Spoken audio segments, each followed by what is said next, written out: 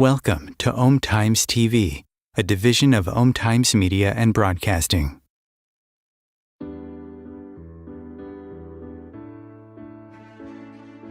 Welcome to Expedition Self with Sam Parado, a lifelong learner and entrepreneur. Sam is the creator of the growth-producing worlds of Expedition Self, where seekers hang out so they can live a conscious life of love and personal fulfillment. As she shares 4 decades of studying, guiding, and teaching, you'll learn how to go inside and build an empowered relationship with the self.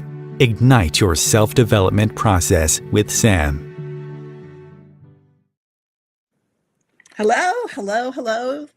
You've reached Growth Central tonight. I'm Sam Parado, and I'm your host this evening. And actually, I'm the host most evenings.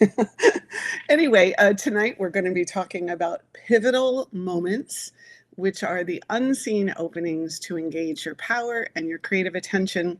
The title's a little misleading because it's really about tapping into how do I say this? It's like you have this regular norm that you're interacting with all the time with the people in your life.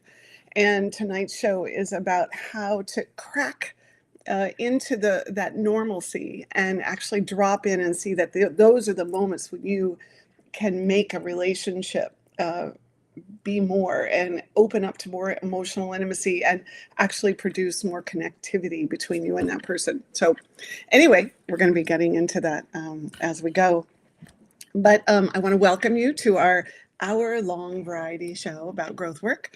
And, it's a fun thing to kind of set up an evening and feel like I'm creating a kind of an overall experience. And so even though you might be used to watching something for 10 minutes and then going and doing something else, what we do when we try to create this show is give you a bunch of different angles on growth work so that even if one subject doesn't quite land for you, that there's still some other aspect of the show that will connect for you.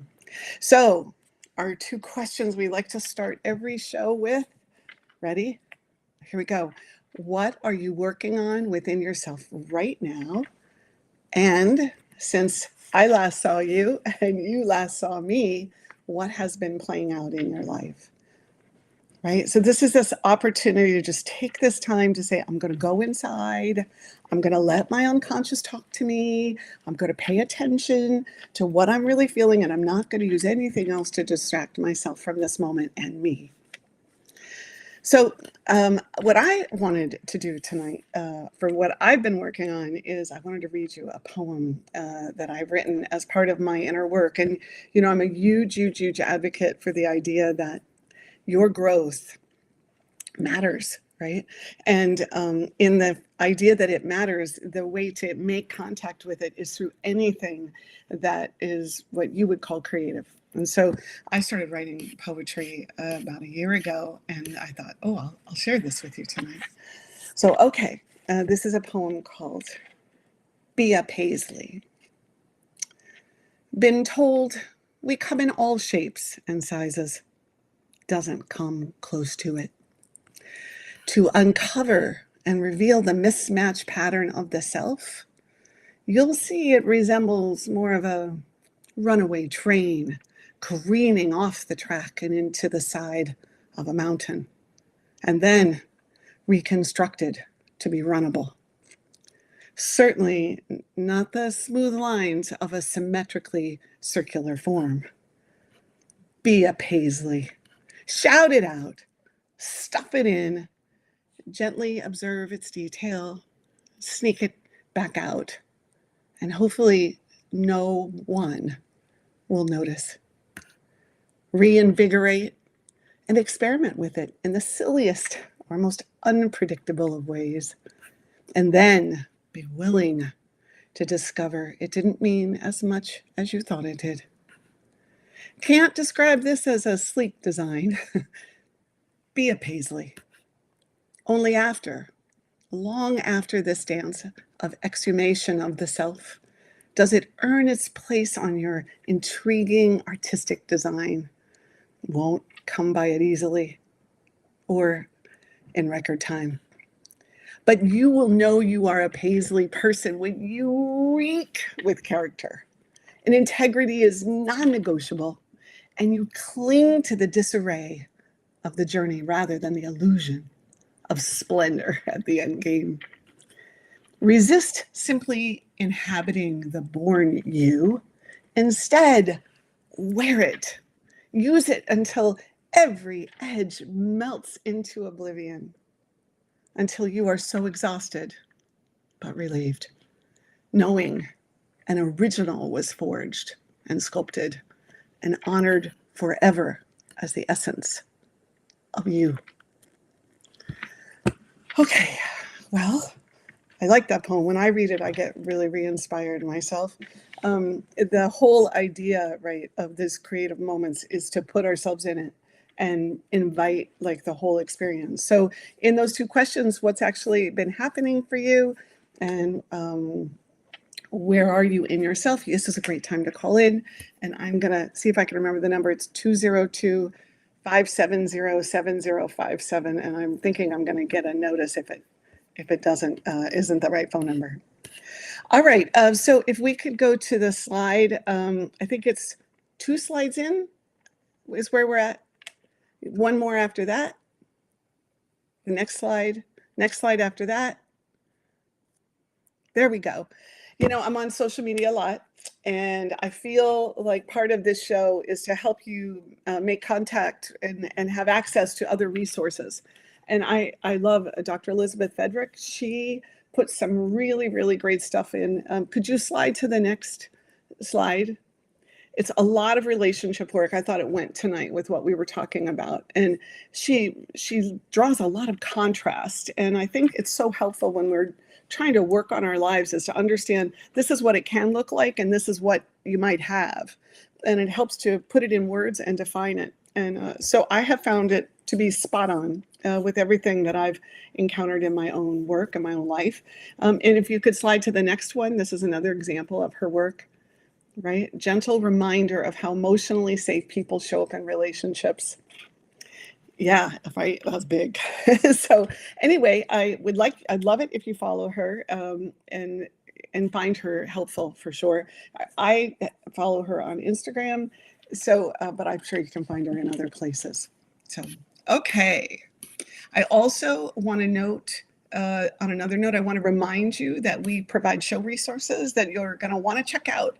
So we have coloring pages, and also oftentimes we'll do a summary of something that was said in a more visual way. So it's at expeditionself.com/TV resources. And actually, if you'll slide back 3 slides, that's the visual. No, the other direction. There we go. There we go. Keep going. One more. There we go. If you'll show them that, this is an example of what you'll see on the page when you land there, of all of the things that you can actually get.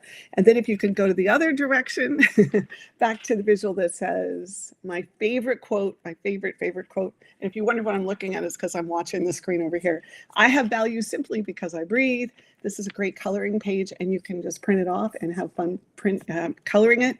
And to me, it's the sentence that, gosh, every one of us need to be able to internalize, you know. Okay, so I'm going to use my little wand here. I don't know that we can hear it, but I'm going to just send us off into the next section here. So growth fundamentals. So each time we're here, you can show that on the screen, please, just big. And I'm going to talk about it for a second. Each time we're here, we pick a fundamental just to spend a little bit of time on. And these are fundamentals that if you work them and think about them and learn about them, then they help your growth process work for you. So this show, we're going to talk about avoid believing in your truths for too long. So here's the issue with truth. It becomes forever written in stone, right? And our psyches love to have truths, you know, something that's dependable and secure and validating. And it's especially special if we think we came up with it ourselves, or if we feel like it became known to us because of some unique experience that only we had. And so, you know, when I go through this, I feel this feeling inside of my head, and the tingles, they crawl around my temple and over my forehead and curl around my ears. You know, it's like, oh, that's a truth. That's a truth. It's like delight, right? And so that's why, you know, it becomes like a conclusion of, oh, that's why I don't like X or Y or Z, right? There's this satisfying click when some reality in my life syncs up with a deeper understanding, and then I get to turn it into a new truth. I don't like mornings, or the reason I never eat dessert is, but here's the thing. When we latch onto a truth, many times it's more about how life goes. Like, don't talk to people about politics, or always make sure you say the right thing. See, truths, they slide into biases about everything. And they're super hard to unseat. And they turn into rigidity inside of our own beings. So if growth work is based on the need to turn the soil over and over again, you know, looking for new information about ourselves and about life and about our hearts and how we function, well, waiting for something that, you know, new to emerge. You know, this is why it's a fundamental, is because you have to be aware and beware of your truths that you've concluded, because they immediately stop the growth process. You want to be willing to hold on to them for a while, you know, celebrate them, experiment with them, ponder and try to poke holes in them, look for examples in real life, right? I mean, this is the idea, is you take an idea in your mind, because you want to always give your mind something to do. And then you go through your life for 5 days and you pick up one of these truths that you've decided are real. And then you experiment with it in your interactions and as your day goes by, right? So then you want to release them after that so that something new can show itself. Like maybe that's not true, or maybe it isn't the same truth, right? So notice, like, you could just take this challenge, right? Notice in the next 24 hours how many of your actions are based on a truth, perhaps one you formed long ago. You're not supposed to stay the same. And if you're to have that freedom that I always talk about, then you're going to want to examine the basis for the truths you hold on to. I think the last thing I would just say about this is that there's something that feels really great when we get a piece of self-information that feels true. And it feels like we're building confidence and stability and foundation. And so one of the things I've noticed with people that I've worked with, and even in my own process, is that you get these, and then you really want to hold on to them, because who wants to go back into that void or into the unknown or into the uncertainty of it all? And so we kind of, our part that wants to feel good about ourselves really takes it to the bank. So that's what this week's fundamental is about. Okie doke. I'm gonna take a breath. All right, and I'm gonna do this. All right, so we are now, you can share this slide just so everyone can see. We're in our core section, which is communication, ownership, relationship, and emotions. And great, thank you, Chris. And so we are, as human beings, I feel like these are the 4 pillars of how to create amazing relationship, both with ourselves and with other people. And, I talk about relationship with other people, but actually it's relationship with money, with nature, with ideology, with education. I mean, it's when you think about what do I have to bring to anything I put myself into, communication, ownership, the quality of relationship and emotions are it, right? Okay, so ownership. That's our subject tonight. Is not blame. It is not someone's fault. It's not somebody who's wrong and someone who's right. That is not what ownership is. All right. When we take ownership, we're saying I participated. I was there. Oh yeah, that was me. I was present. I had some connection to it. A couple of years ago, my son's girlfriend was upset with me about the way our relationship was going, and that she said that I felt harsh and critical and insensitive. And I didn't think I was doing what she actually said, right? But in the realm of ownership, it gave me the opportunity to start by at least recognizing that I was there. There were interactions with me. I was speaking something, right? Now, again, in that example, I could say I was doing something, but even if I wasn't, just that I was in her circle, in her sphere, that counted. So words were coming out of my mouth.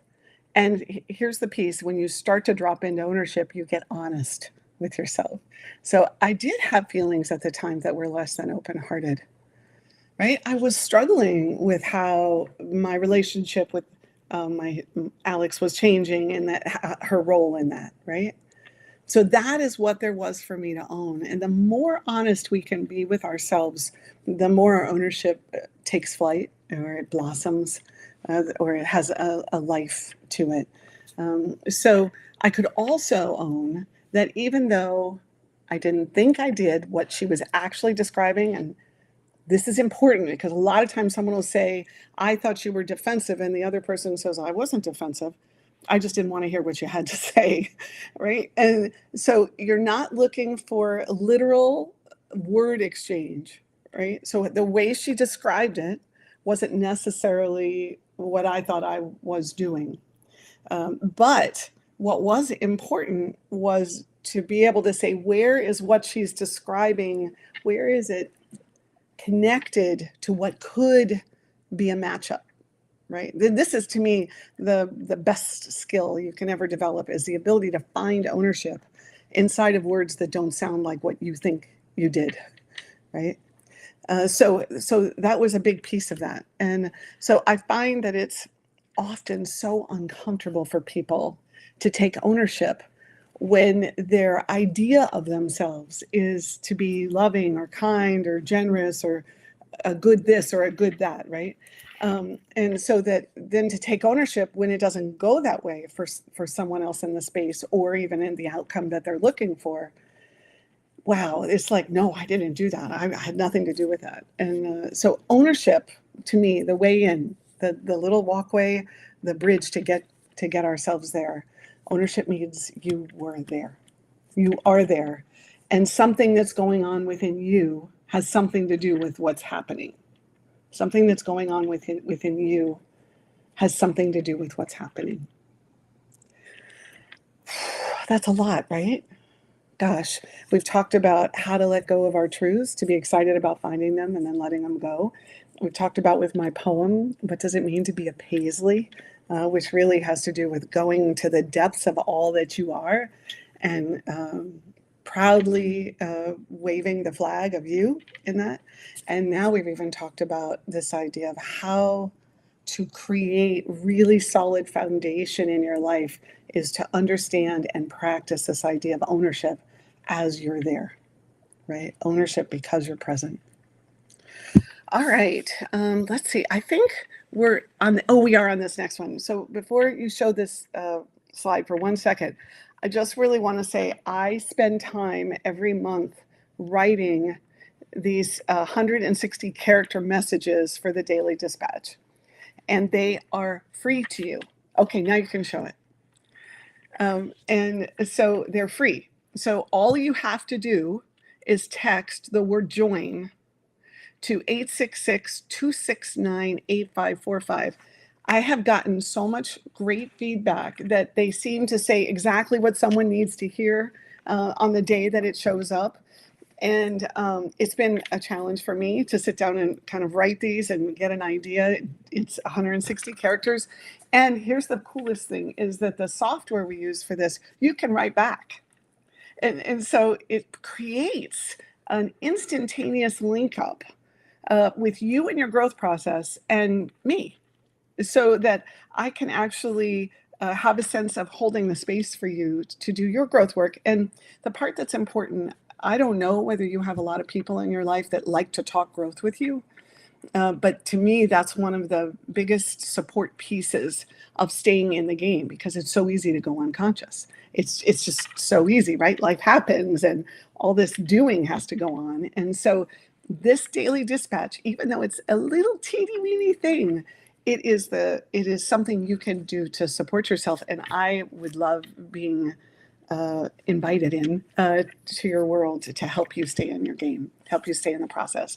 So, okay, that's what you do. You text join.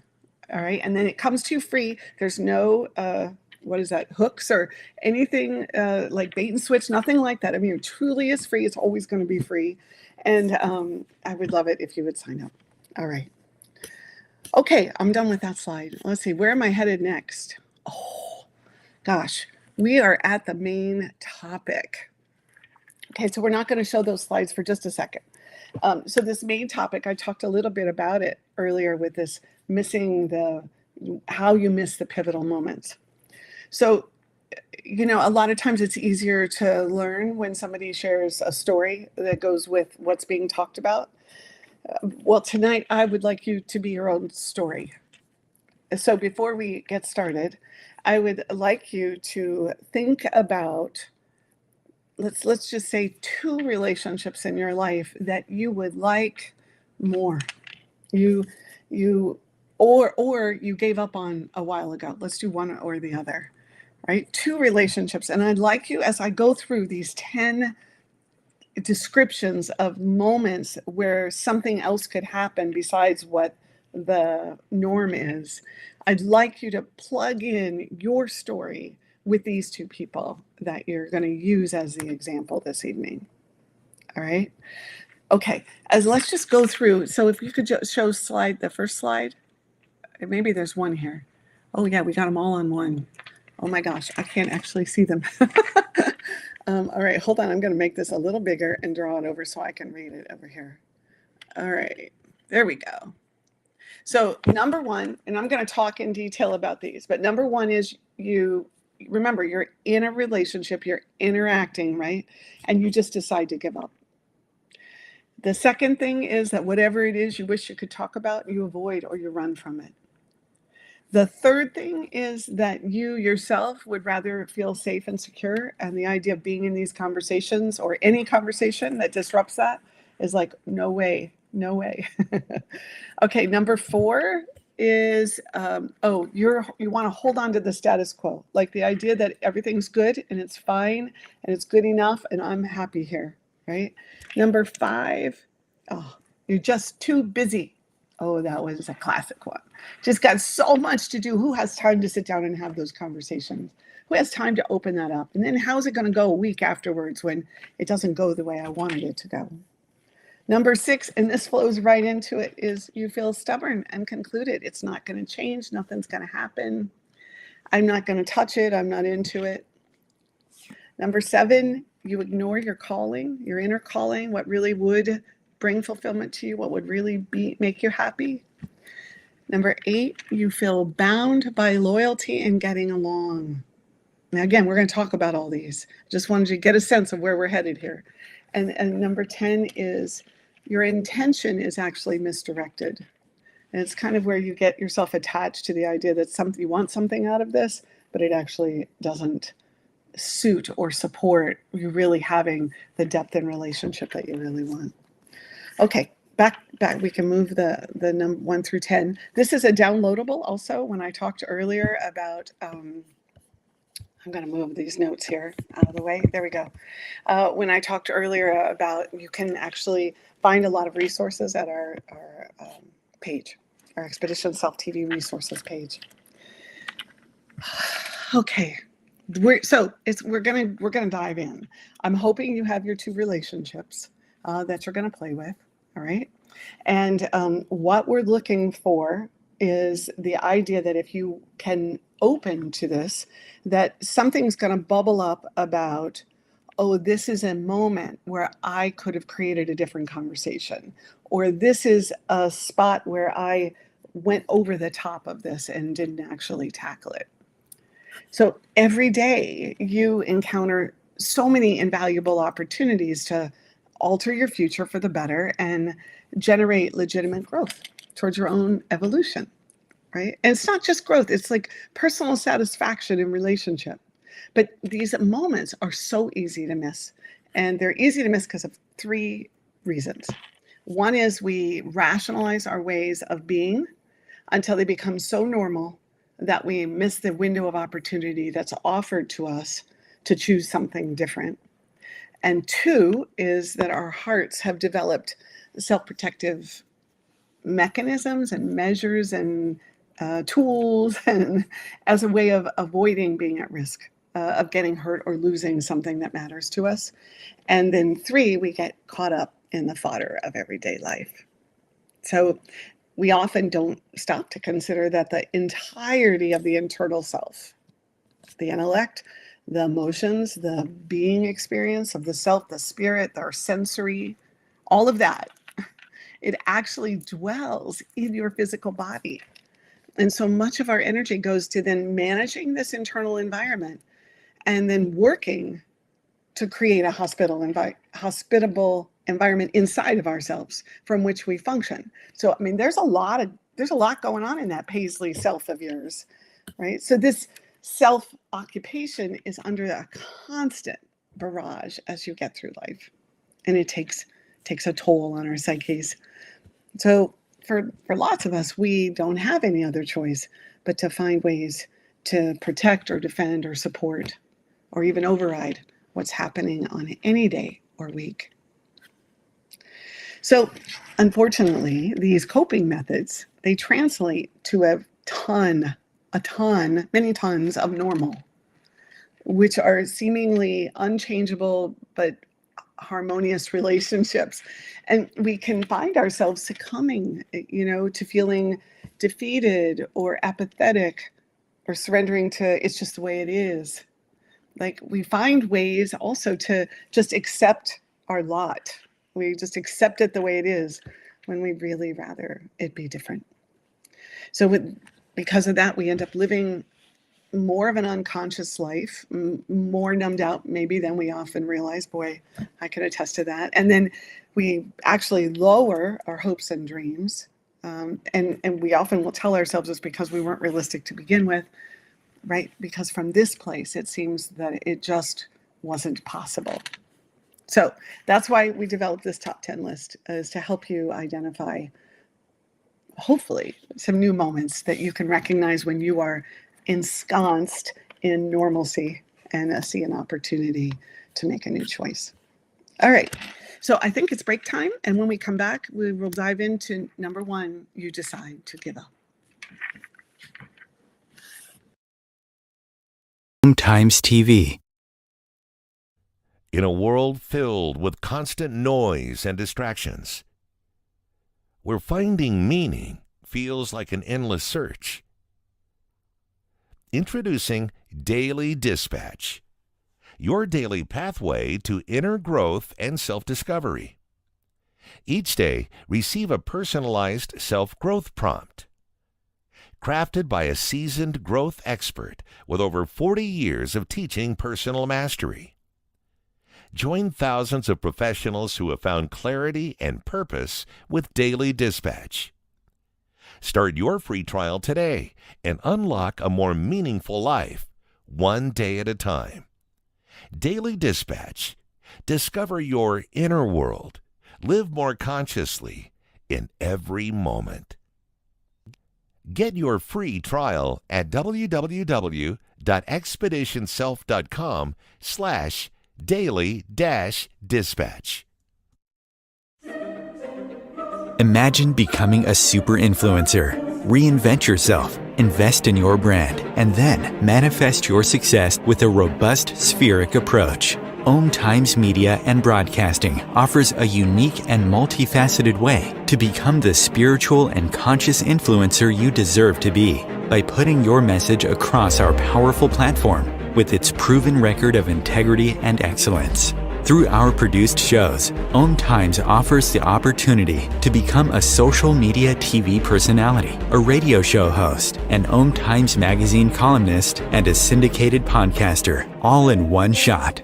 By live streaming your show on Times TV and broadcasting it across the extensive Times radio and TV networks, you become more than a host. You become an ambassador and a force for positive change. Times. Open yourself to the possibilities. If I could be you, and you could be me for just 1 hour.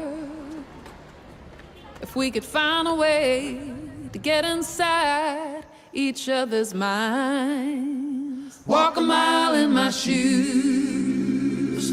Walk a mile in my shoes. Well, before you abuse, criticize, and accuse, walk a mile in my shoes.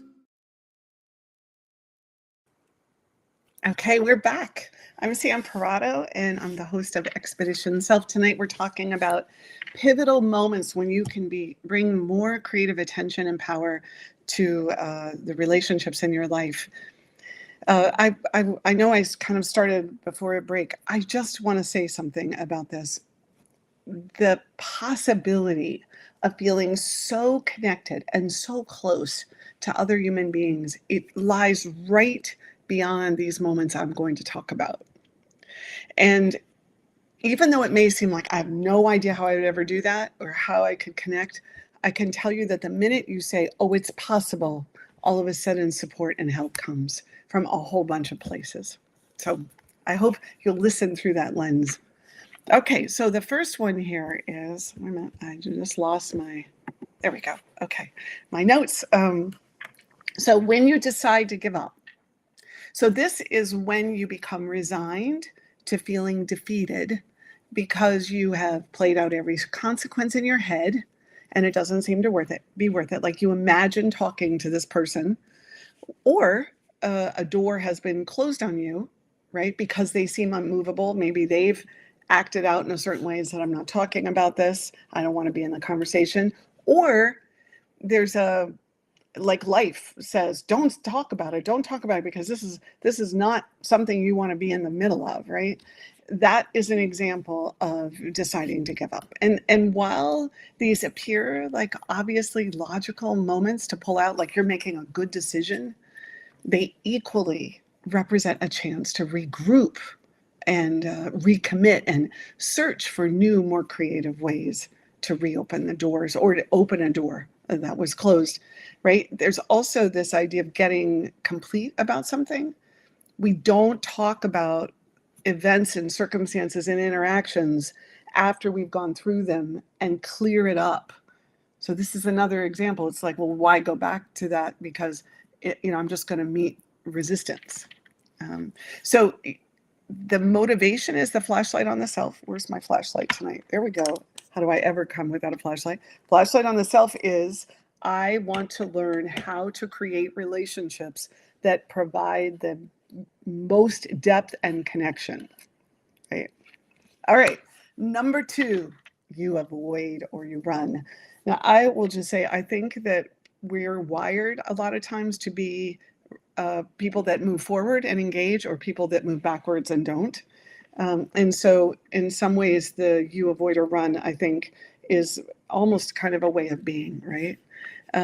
So this is a good thing for you to think about. Feelings, they cause you to feel.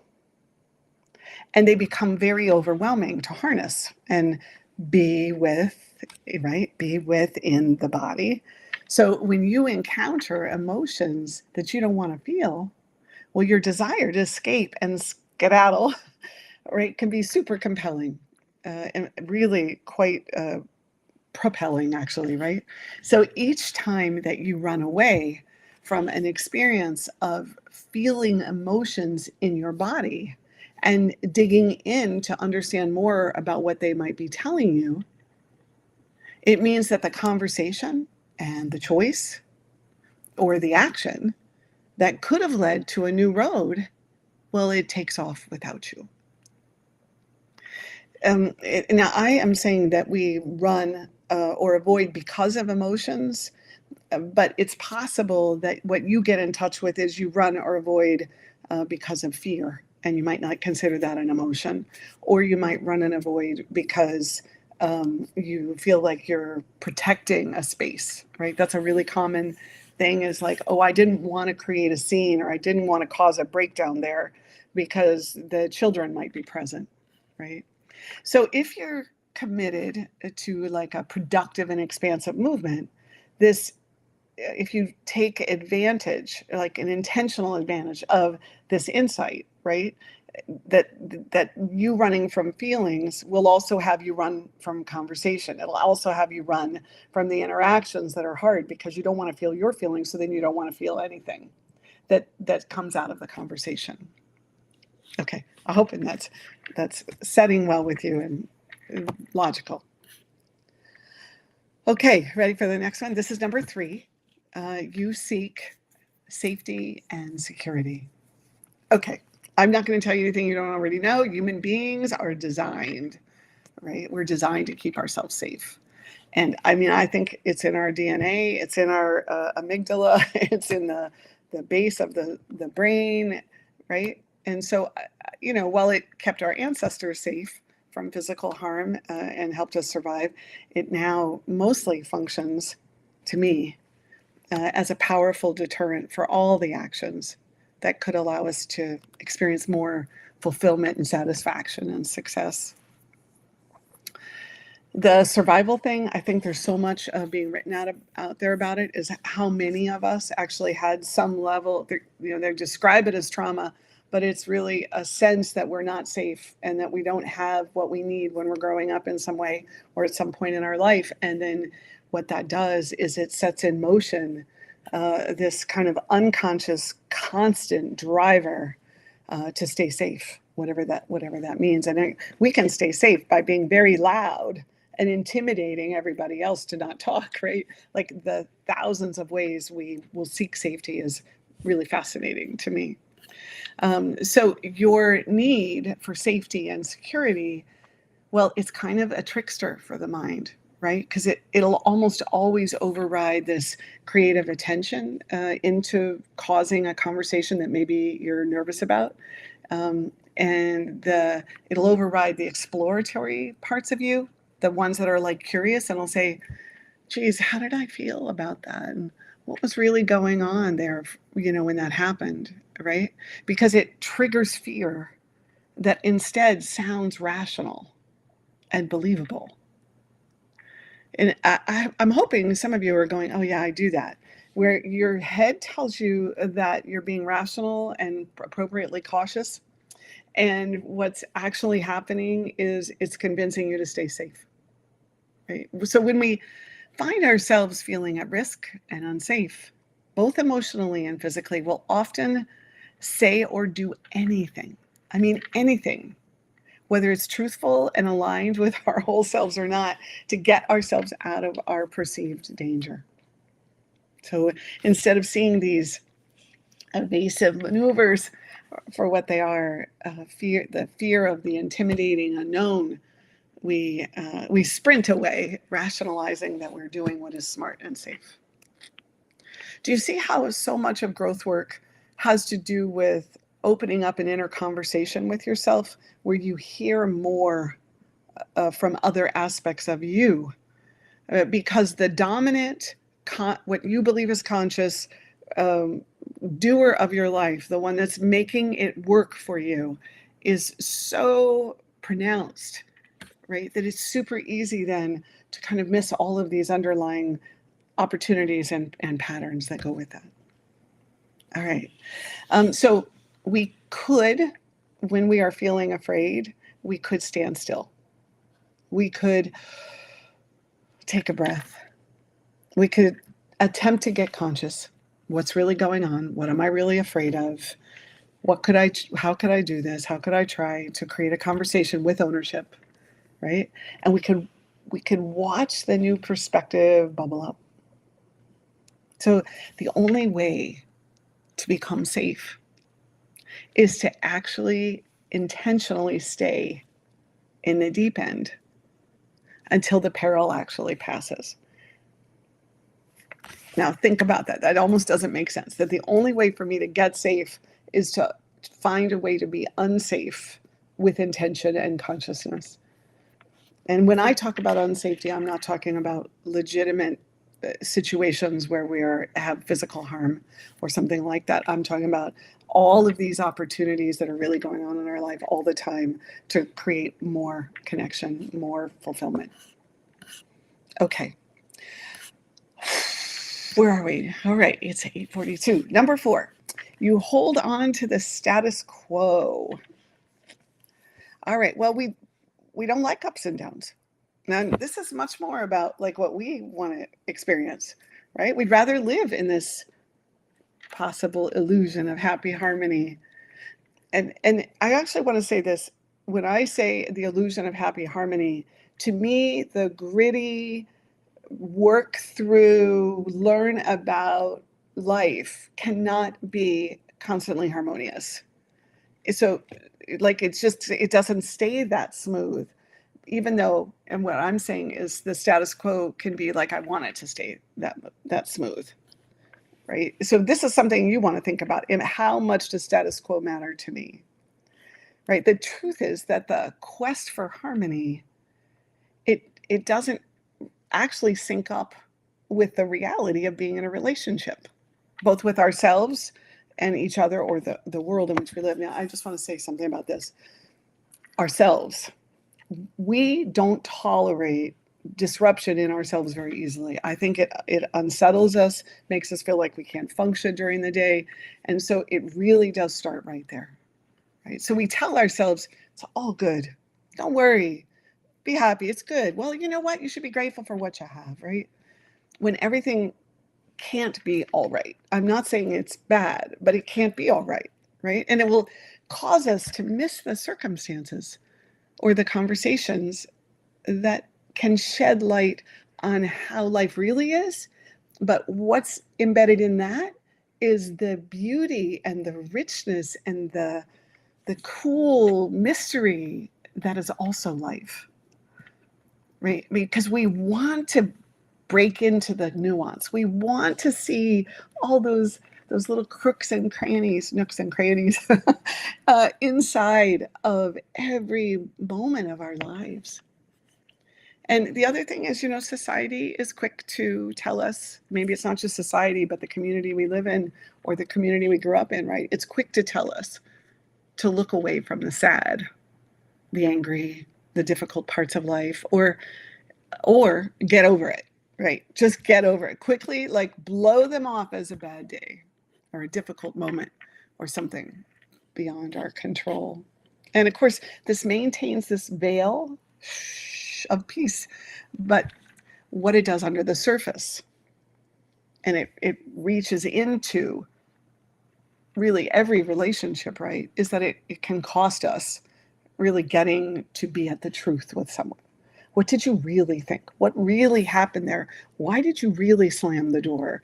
What were you doing when you caught up at midnight and decided to clean the whole house? So this glossing over of life's hard parts, because we want it to stay, okay, right? It's like okay the way it is. It costs us this opportunity to create and experience more out of life. And it costs us this insight into ourselves to actually listen and notice when things are going on that are worth paying attention to. And it also, it's like the idea of noticing when something doesn't feel okay. And it also costs us close relationships, right? Because in doing that with ourselves, it's likely we're doing it with someone else. We're saying, hey, no big deal. Just, move through, what is that phrase they always say? This too shall pass. I mean, there's so many, so many quotes out there that are all designed to get over it, right? The one thing I do want to say is I keep talking about how this is about relationship with ourselves and others, but it also is about our capacity to self-actualize. Because the minute we operate inside of a scope within our life that is defined and not moving because you don't venture out into a new conversation, is the minute that the possibilities of how you might be in the world and all the things you might take on is the minute that starts to close. So challenges are part of life. So constructing a worldview that blocks out dissension and conflict and discord and ultimately learning is equivalent to erecting like a high castle wall circled by a moat with alligators, all at some level keeping life out while you're saying you want life to come in. And when our unconscious is on the defense in this way, well, we're deprived of the life-giving opportunities, right? To work through these challenges and sort out the ways and the hows of making things better. And also this piece, we become more resilient to the ups and downs. We don't have to run from the ups and downs. All right, I spent a lot of time on that one. I'm hoping that you are bringing your two relationships through this conversation and thinking about how you fit and how you connect. 5, you're just too busy. I would say I encounter this one probably most when we're talking to people about, hey, you could have this conversation, you could try that, right? We fill our lives with doing and more doing and doing, right? And this busyness is a most effective deterrent from seeing that which we cannot see and that which we don't want to deal with, right? If you don't slow down long enough, I think about, in the movies when somebody's got this super fast run, like in Twilight when they ran really fast. You think about, you run that fast by it, you don't even know it's there, right? So being overloaded with an overactive schedule, it also interferes with listening and being available to others who might offer essential insight and perspective about what's going on, right, in our relationships. See, when we stay too busy, we don't create the time or the space to recognize what's going on, right? And that essential feedback that someone else could give us, or the words that they could provide, we don't even get it. And of course, if we miss these signals, then we'll also miss the pivotal moment where you could stop and observe. You could make a left turn or a right turn. You could drop in and connect more fully, and you could respond differently, right? And I think it also leads to confrontational stuff where you actually no longer have the chance to collaborate together. Now you're just upset that one person did one thing and the other person did another, right? And you're pushing apart rather than like working to become aligned, right? And I find a lot of people are like, what happened? What happened to that relationship, right? And they never stop and say, I was just so busy. I never put any time into it. I never just sat on a couch somewhere and said, tell me everything. Let me hear it all. So you can be more prepared for these like pivotal moments if you make room in your schedule. And you make room for in your schedule, not to do something or to tell somebody what to do or to be told what to do, but for this idea of sitting, plopping down in relationship, having time for reflection, and allowing the rain to pitter patter against the window while you don't have an end game, right? Because it's such a dodging mechanism that you might not, that again, that your trickster may be at work, right? Where you just don't want to feel or face something and you don't even know it, right? So I always think that it is a great thing once a year to take a day where you do nothing. And you allow yourself to be in this nothingness, because the relationship stuff I'm talking about with others is the same with you. And if you do nothing in that day, I know you're like, are you kidding? How would you possibly do nothing? But you would hear things. You would hear how you're feeling. All right, number 6. Okay, here we go. You feel stubborn and concluded. I just want you to know this one's mine. This is my top of the list of what I do. Think of masonry block, 8x10 sheets of plywood, steel doors, right? All the stuff you use to build homes, buildings, right? Impossible to breach other than through an open door or window that is intentionally open, right? Even blocks out sound from room to room. Stubbornness works like those elements of construction. And I say that sheepishly because I'm so familiar with this. So being concluded, right, means that you're not open and you feel often right about your position and you have no desire to do something different, right? From that place, you can't possibly be a change agent or a catalyst. You can't facilitate new things in your life, right? And when you're feeling stubborn and concluded and righteous, it's like, who gets in? And this was a big lesson for me, to expect somebody to pound on the door and deal with my way of being stubborn to reach me was unfair. It's unfair. And of course, to me, stubbornness is woven into every single layer I have ever peeled in my growth process. But it took me a while to realize, oh, I actually am the source of my own stubbornness, right? So rigidity resulting from this kind of thinking about being stubborn is really us trying to stay one step ahead of everything, so that it can't get to us, or so that we don't have to feel vulnerable or exposed. And so what comes with that is that when we bypass anything that may fundamentally alter our existence in a way that brings more life, well, we've missed that pivotal moment, right? So righteous rigidity, it disguises our effort to control the environment that supports our place on the planet. So I'm wanting you to kind of start to see some of these things inside yourself so that they don't have to run you. They don't have to get in the lead. You can actually enjoy seeing them and notice them at play. And then you can ask them to open up, right? Right? Nothing changes if nothing changes, right? But awareness is what we are actually trying to change. Okay, gosh, we're at 8:54. I'm not going to get through all these. I guess I've taken too much time on all this.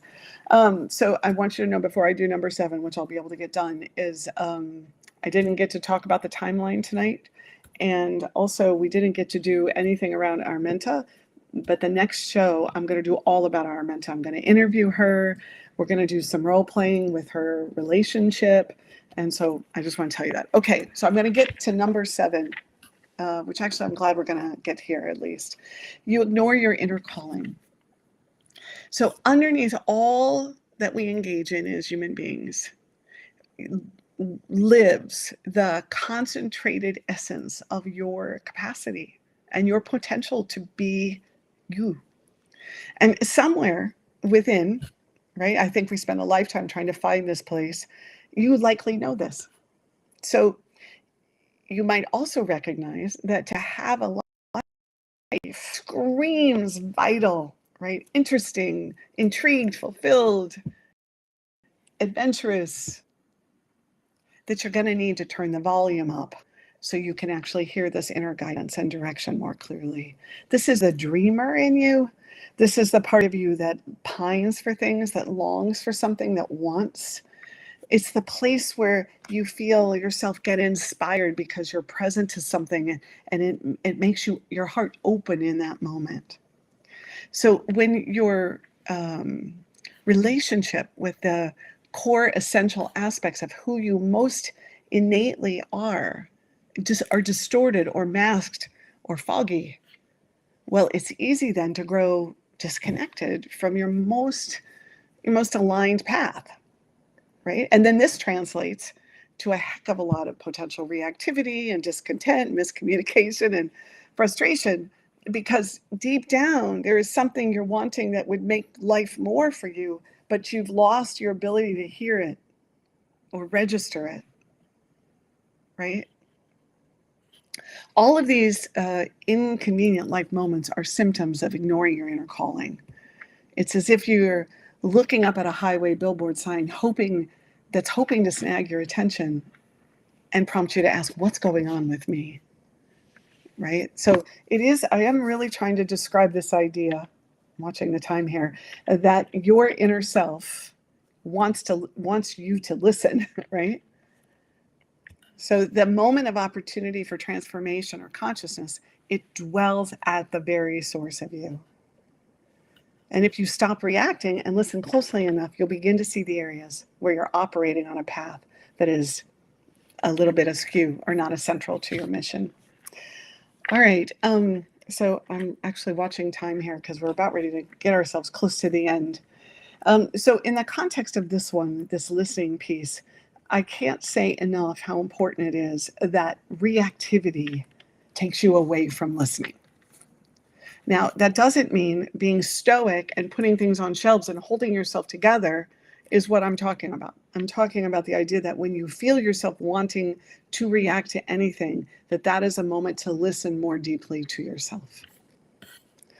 All right. I hope that you will download the sheet for the other last three, which is the 8, 9, and 10. And I hope that you have felt like this evening was helpful to you. You can always write me at hello@expeditionself.com. Daily dispatch, yes, please do that. Join with the phone number. I don't remember what the phone number is right now. And in these times, as we're going through learning how to close the gap and find our community again and our connectivity, I wish you lots of thoughtfulness and awareness of always bringing as much of your heart as you possibly can. All right, have a wonderful time this week and the next week until we meet again.